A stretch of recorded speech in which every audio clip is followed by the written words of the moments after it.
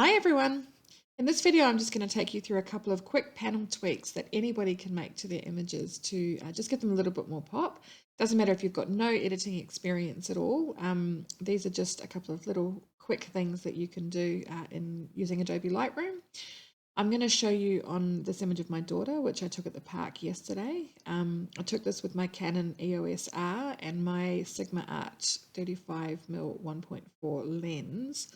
You can see up here my settings were f2, 1/200. She wasn't moving, obviously. And ISO 2500, it was actually getting dark. So we were running out of light really fast. It was a bit overcast. So I had to bump my ISO quite a lot. So with this one, I'm just going to show you how to make a couple of quick tweaks. So the first thing I can see when I look at this image is that it's a little bit cool. Her skin is looking a little bit blue. The whites of her eyes are looking a little bit blue. So I just want to add a little bit more warmth to this image, especially since it's autumn here at the moment, and her dress was quite warm. The tones around her were quite warm. So to do that, I'm going to use this little area at the top of my Lightroom panel called white balance. Now, most of you are probably shooting in auto white balance. I shoot in auto white balance. I find it's the easiest way to, I can then manipulate my white balance in Lightroom. So I'm just going to start by just bringing the temperature up quite a bit. She's going to look a little bit green, but that's fine. So I'm going to bring that one up. And then because she's looking a little bit green now, and her skin does tend to throw a little bit of green because she's got quite an olive complexion, I'm then just going to counter that by just bringing the magenta up a little bit and adding a little bit more magenta to her skin. So that's just going to add some warmth. So you can see the difference. I've just made literally 2 little adjustments here. And if I do a before and after view for you here, you can see the difference that that's made already. To her skin. It's warmed her up quite a lot. She still looks a little bit green, but once I've made the other changes, I might come back and adjust that again.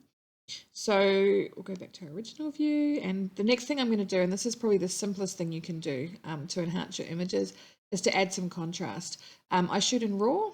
If you don't already shoot in RAW, there's a great article on the Click Love Grow blog about the difference between shooting in RAW and shooting in JPEG that can help you make the right choice for you.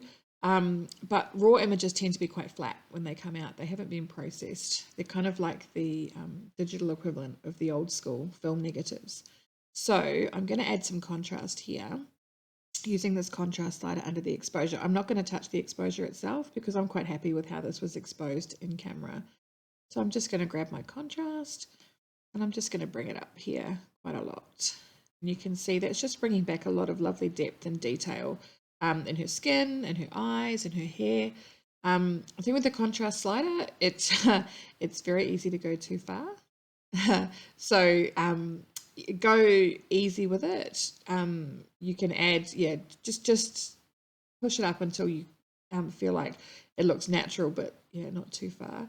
So we'll just show you a before and after view there. So you can see now the difference that contrast has made. It's really made her eyes pop. It's brought out all the detail in her hair, and it's brought back a lot of this detail around her in the background as well.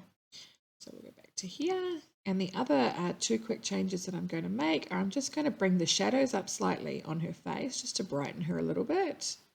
Not too much, but just a tiny bit. And then I'm going to bring the highlights down. You can see she's got some highlights just under her eyes here, which are a little bit bright. So I'm just going to bring those down. Now with the highlights, you don't want to bring them down too much because then the skin will end up looking muddy. So you just want to bring them down a tiny bit, and that's made a difference to getting her face nice and bright. So I need to check now whether her skin tones are looking, or how her skin tones are looking. So if I go back into the before and after view, you can see here, this is looking quite a lot warmer, quite a lot, like I said, it's got more contrast. We've just brought those highlights down. We've brought the shadows up a fraction.